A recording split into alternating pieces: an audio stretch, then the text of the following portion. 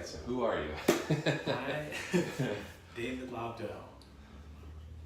And 38 years old. I work as a project manager in a product development company. Always been fairly active. Been going to the gym quite a few years now, but just kind of plateaued out and, trying to find my own way, which didn't go very far. yeah. So, did you find that you have a fairly busy schedule and that exercise was something you had to prioritize? Yeah. Luckily, I never had too much trouble making room to go to the gym. It was just figuring out what I needed to do. And as with most people, I think once I hit 30, weight started coming on and staying on, whereas before I didn't have any weight issues at all. Not that I ever ballooned out too much, but probably gained a good 20 pounds that I didn't need. So once I realized it wasn't going to come back off, wanted to do something about it. And so you were still exercising when you gained the weight, is that correct? Yeah, so oddly it started when training for a half marathon. So I was always like 160 pounds, always. Started training for the half marathon, ran the half marathon. Through that, gained probably 15 pounds, oddly. And then it just never came off. Interesting. So you were probably increasing the frequency of your exercise because now you're running more, right? How did weightlifting, now was that something that you were doing just before you started training and then you carried that through? Yep. Okay, so that never really changed in terms of intensity? No. Or frequency? No, probably at least while training for the half marathon decreased a bit on the weights. But once the marathon was over, went back to weights. Okay. Did you, let's talk about your nutrition just for that training aspect. So when you started training for the half marathon, could you look back and say, yeah, there might have been some differences in how much you ate or how frequently you ate? Did you feel like your hunger maybe increased?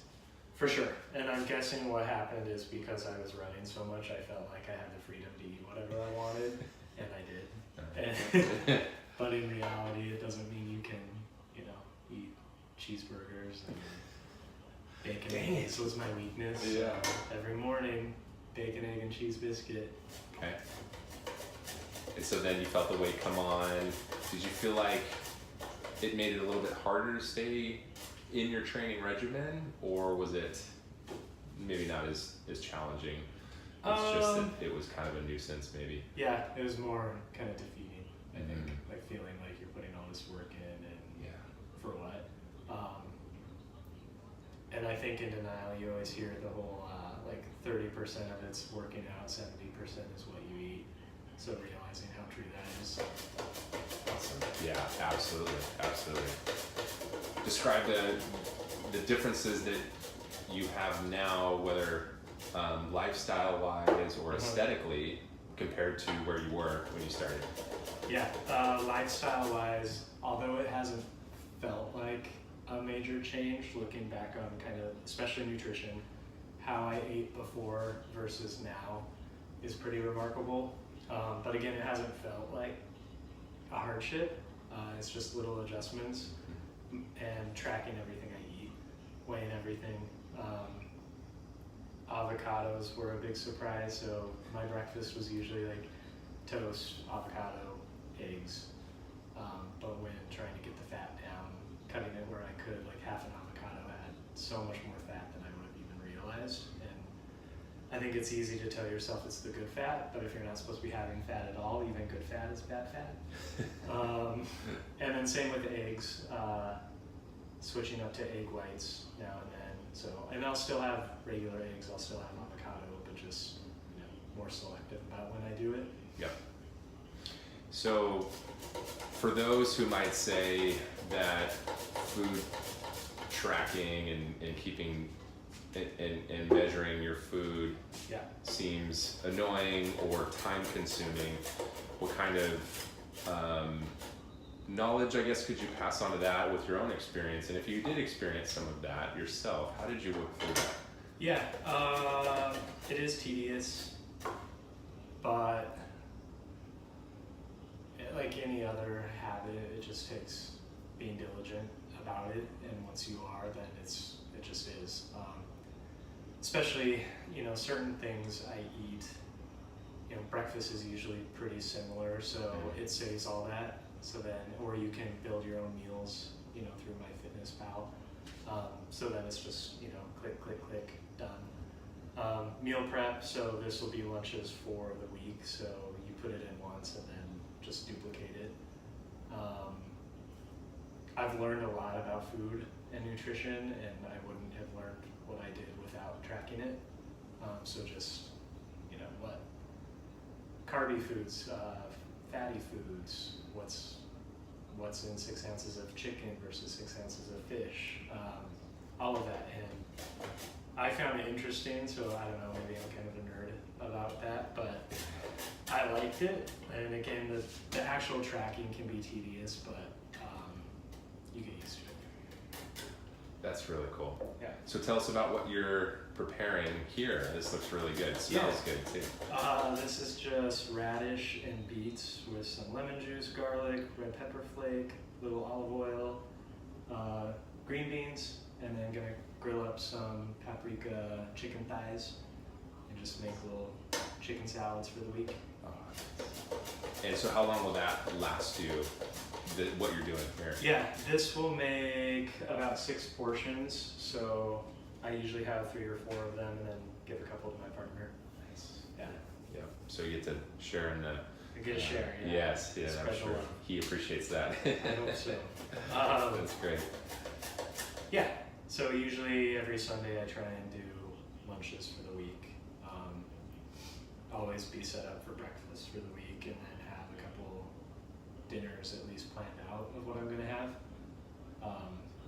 And if I do that for, I'd say, 60% of the meals, I find the rest of the time like I can get through pretty easily without having to overthink it. Mm-hmm. And so since getting to work with you, I noticed that you are, you really appreciate food. You have what seems almost like a passion for cooking and trying different recipes.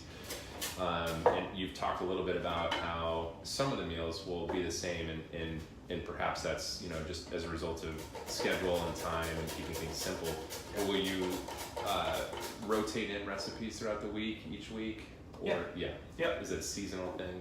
Yeah, I try and do seasonal. Whatever looks good. Fish, a lot of grilling. So we usually, on a weeknight, just pick up a protein, whether it's salmon or chicken, grill it up with some veggies on the side. Nice. Yeah. Nice. Awesome. So going back to some of your results, what have you noticed are the biggest changes physically since starting to track your calories and and how long did it take for you to start seeing changes? I started seeing changes, I think, right away. So when we started, it's probably 185 and I think 18% body fat. So now I'm about 165 and 9.5% body fat. So big change. So, and it's come in fits and starts. So the original goal was to get to 12. You kind of pushed me to have a stretch goal of 9-ish. Took a long time to get under 10, so that was probably a year of work, but then finally did that. And so we worked on just kind of making some adjustments, and do you feel that those adjustments were abrasive and overly challenging, or do you feel that the changes were approachable and doable? Definitely approachable. So I think what I've appreciated is not going into this with, here's the plan for the next 6 months. It's more almost on a monthly basis, right? So here's a training plan of how we're going to lift weights for the month.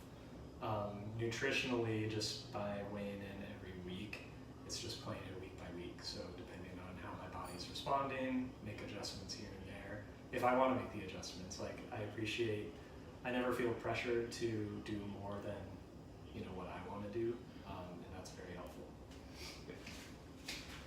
That's awesome. So, would you recommend somebody who was in your position, and let's kind of recap where you were at prior to starting with me, which was someone who's used to going to the gym, working out, who's familiar around the kitchen, but obviously has had some changes that has really helped. Yeah. What would you say to somebody in a similar situation who may be on the fence, thinking, is this worth the investment? Will I really get anything out of this? Is there any accountability? That kind of thing. Yeah.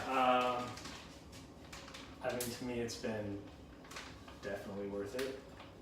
I did know my way around food and the gym, but I never saw the results that I've seen since working with you.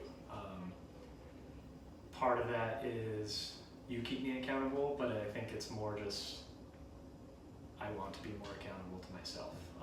And then just through the education that you've given me and that I've learned on my own, kind of on the food side. Yeah, it's been a huge change and most definitely worth it. Awesome. And what would you say, is there anything about just the overall approach to my programming in terms of the fitness and the nutrition that maybe either you weren't expecting, that you would say kind of stands out as unique or different in any way? I think what I said earlier, that it's not, here's the program and this is what we're going to do, and I imagine you don't hand the same thing out to every client that you have, that it's tailored to the person, not just kind of how they want to work. Everybody responds to different motivating factors, right? People have different relationships with food and working out. So I've really appreciated that you seem to key in on the individual and build a program that works for that individual. And you're also not one of those trainers who's screaming in the face or overly I don't know. Militant. Yes, definitely not militant. Yeah, it's been great. So Awesome. yeah. Awesome. Well, thank you for letting us into your kitchen. Yeah. This again smells amazing and looks great. Yeah, and good. Can see the positive impact it's having. Yeah. And I think that's going to be really cool for people to see. So Good. yeah. Yeah, happy to help. Yeah. Thanks, David. Thank you.